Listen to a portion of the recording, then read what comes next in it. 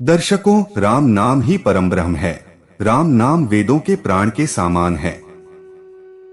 एक नाम जाप होता है और एक मंत्र जाप होता है। राम नाम मंत्र भी है और नाम भी।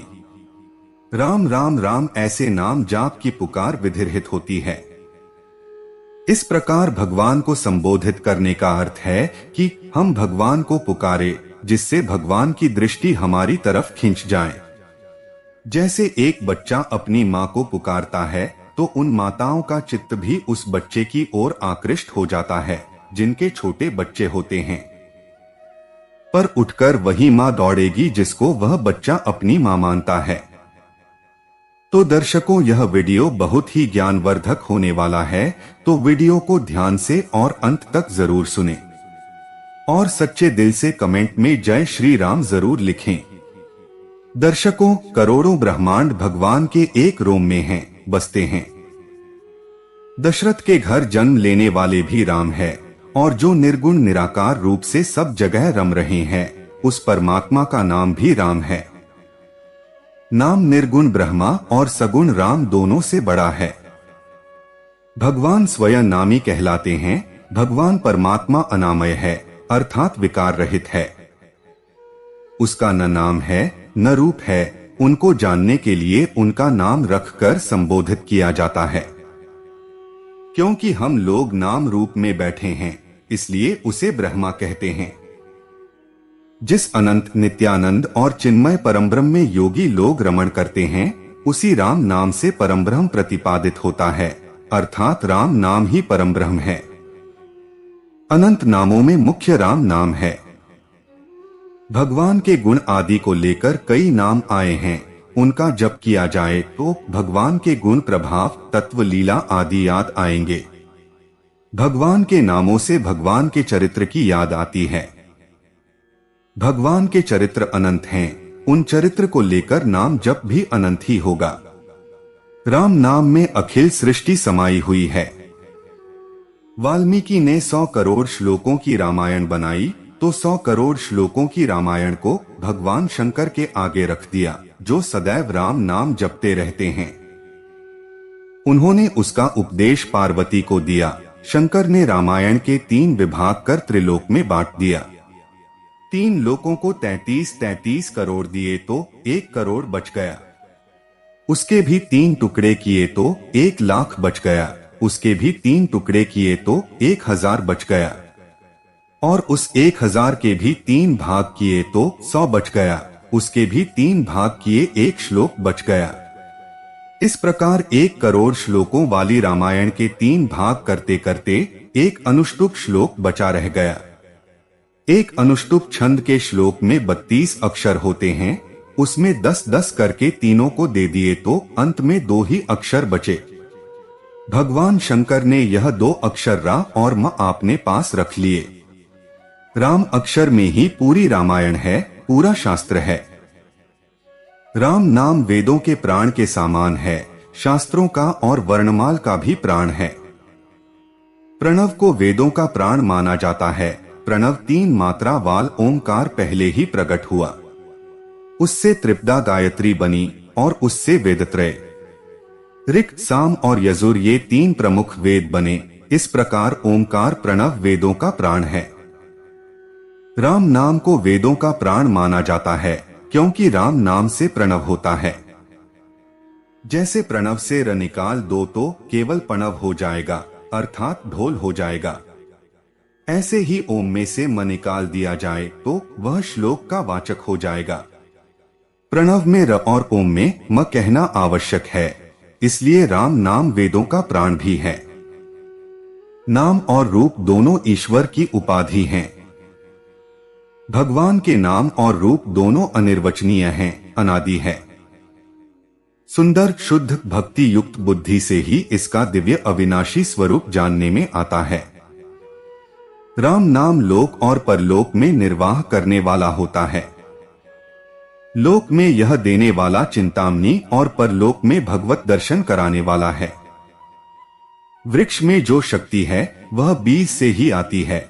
इसी प्रकार अग्नि, सूर्य और चंद्रमा में जो शक्ति है वह राम नाम से आती ही। राम नाम अविनाशी और व्यापक रूप से सर्वत्र परिपूर्ण है। सत है, चेतन है और आनंद राशि है। उस आनंद रूप परमात्मा से कोई जगह खाली नहीं, कोई समय खाली नहीं, कोई व्यक्ति खाली नहीं, कोई प्रकृति खाली नहीं। ऐसे परिपूर्ण, ऐसे अविनाशी वह निर्गुण है। वस्तुएं नष्ट जाती है, व्यक्ति नष्ट हो जाते हैं, समय का परिवर्तन हो जाता है, देश बदल जाता है, लेकिन यह सत्य तत्व ज्यों त्यों ही रहता है।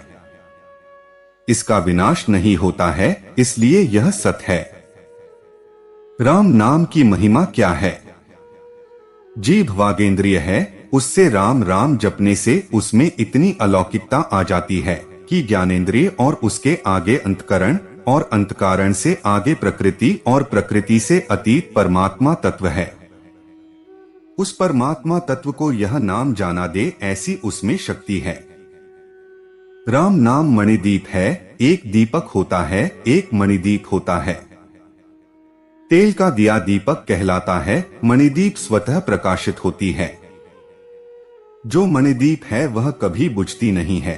जैसे दीपक को चौखट पर रख देने से घर के अंदर और बाहर दोनों हिस्से प्रकाशित हो जाते हैं, वैसे ही राम नाम को जीभ पर रखने से अंतःकरण और बाहरी आचरण दोनों प्रकाशित हो जाते हैं। यानी भक्ति को यदि हृदय में बुलाना हो तो राम नाम का जप करो, इससे भक्ति दौड़ी चली आएगी। अनेक जन्मों से युग युगांतर से जिन्होंने पाप किए हों उनके ऊपर राम नाम की दीप्तिमान अग्नि रख देने से सारे पाप कटित हो जाते हैं। राम के दोनों अक्षर मधुर और सुंदर हैं। मधुर का अर्थ रचना में रस मिलता हुआ और मनोहर कहने का अर्थ है कि मन को अपनी ओर खींचता है। राम राम कहने से मुंह में मिठास पैदा होती है। दोनों अक्षर वर्णमाल की दो आंखें हैं। राम के बिना वर्णमाला भी अंधी है। जगत में सूर्य पोषण करता है और चंद्रमा अमृत वर्षा करता है। राम नाम विमल है। जैसे सूर्य और चंद्रमा को राहु केतु ग्रहण लगा देते हैं, लेकिन राम नाम पर कभी ग्रहण नहीं लगता है। चंद्रमा घटता बढ़ता रहता है, लेकिन राम तो सदैव बढ़ता रहता है। यह सदा शुद्ध है, अतः यह निर्मल चंद्रमा और तेजस्वी सूर्य के समान है। अमृत के स्वाद और तृप्ति के सामान राम नाम है। राम कहते समय मुंह खुलता है और म कहने पर बंद होता है। जैसे भोजन करने पर मुख खुला होता है और तृप्ति होने पर मुंह बंद होता है, इसी प्रकार रा और म अमृत के स्वाद और तोष के सामान हैं। 6 कमलों में एक नाभि कमल यानी चक्र है, उसकी पंखुड़ियों में भगवान के नाम है, वे भी दिखने लग जाते हैं। आंखों में जैसे सभी बाहरी ज्ञान होता है, ऐसे नाम जाप से बड़े बड़े शास्त्रों का ज्ञान हो जाता है। जिसने पढ़ाई नहीं की, शास्त्र नहीं पढ़े, उनकी वाणी में भी वेदों की ऋचाएं आती है। वेदों का ज्ञान उनको स्वतः हो जाता है। राम नाम निर्गुण और सगुण के बीच सुंदर साक्षी है। यह दोनों के बीच का वास्तविक ज्ञान करवाने वाला चतुर दुभाषिया है। नाम सगुण और निर्गुण दोनों से श्रेष्ठ चतुर दुभाषिया है। राम जाप से रोम रोम पवित्र हो जाता है। साधक ऐसा पवित्र हो जाता है, उसके दर्शन स्पर्श भाषण से ही दूसरे पर असर पड़ता है। अनिश्चितता दूर होती है, शोक चिंता दूर होते हैं, पापों का नाश होता है। वे जहां रहते हैं वह धाम बन जाता है, वे जहां चलते हैं वहां का वायुमंडल पवित्र हो जाता है। कैसे ले राम नाम?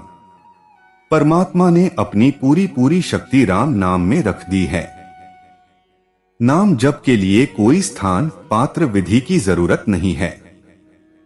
रात दिन राम नाम का जप करो, निषिद्ध पापाचरण आचरणों से स्वतः ग्लानि हो जाएगी।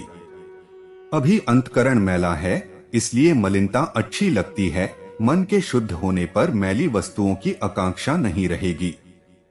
जीभ से राम राम शुरू कर दो, मन की परवाह मत करो। ऐसा मत सोचो कि मन नहीं लग रहा है तो जप निरर्थक चल रहा है। जैसे आग बिना मन के छुएंगे तो भी वह जलाएगी ही। ऐसे ही भगवान का नाम किसी तरह से लिया जाए, अंतर्मन को निर्मल करेगा ही। अभी मन नहीं लग रहा है तो परवाह नहीं करो, क्योंकि आपकी नियत तो मन लगाने की है, तो मन लग जाएगा।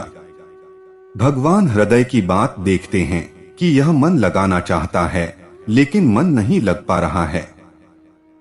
इसलिए मन नहीं लगे तो घबराओ मत और जाप करते करते मन लगाने का प्रयत्न करो। सोते समय सभी इंद्रिय मन बुद्धि में, बुद्धि प्रकृति में अर्थात अविद्या में लीन हो जाती है। गाढ़ी नींद में जब सभी इंद्रियां लीन होती है, उस पर भी उस व्यक्ति को पुकारा जाए तो वह अविद्या से जग जाता है। राम नाम में अपार शांति, आनंद और शक्ति भरी हुई है। यह सुनने और स्मरण करने में सुंदर और मधुर है। राम नाम जप करने से यह अचेतन मन में बस जाता है। उसके बाद अपने आप से राम राम जप होने लगता है, करना नहीं पड़ता है। रोम रोम उच्चारण करता है, चित्त इतना खिंच जाता है कि छुड़ाए नहीं छूटता। भगवान शरण में आने वाले को मुक्ति देते हैं, लेकिन भगवान का नाम उच्चारण मात्र से मुक्ति दे देता है। जैसे छत्र का आश्रय लेने वाला छत्रपति हो जाता है, वैसे ही राम रूपी धन जिसके पास है वही असली धनपति है। सुक्ति रूपी जो सुधा है वह सदा के लिए तृप्त करने वाली होती है। जिस लाभ के बाद में कोई लाभ नहीं बच जाता है, जहां कोई दुख नहीं पहुंच सकता है, ऐसे महान आनंद को राम नाम प्राप्त करवाता है। भगवान के नाम से समुद्र में पत्थर तैर गए तो व्यक्ति का उद्धार होना कौन सी बड़ी बात है। राम अपने भक्तों को धारण करने वाले हैं। राम नाम अन्य साधन निरपेक्ष स्वयं सर्वसमर्थ परम ब्रह्म है। तो दोस्तों, उम्मीद करता हूं कि आपको वीडियो पसंद आया होगा और आप हमारे चैनल पर नए हो तो वीडियो को लाइक और चैनल को सब्सक्राइब जरूर करें। आपके एक लाइक से ही हमें प्रेरणा मिलती है और हम मोटिवेट होते हैं। धन्यवाद।